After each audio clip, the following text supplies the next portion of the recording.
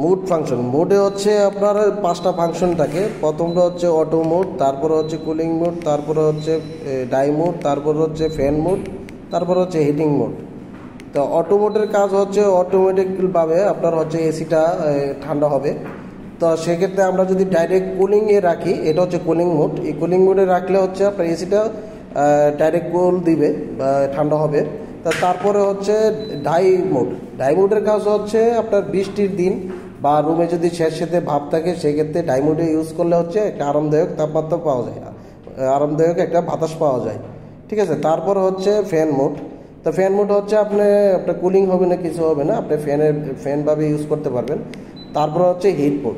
Hit মোডটা হচ্ছে আপনার যে এসিতে আপনার হিট অ্যান্ড কুলিং লেখা থাকে, সেই এসিতে আপনার হিটটা পাওয়া যায়। তো আপনার শীতের দিন গরম বাতাস বের হয় এই হিট মোডে রাখলে। আপনার অটো মোড, এবার আমরা কুলিংয়ে রাখলাম। ঠিক আছে। এটা হচ্ছে আপনার টেম্পারেচার কমানো, এটা হচ্ছে বাড়ানো।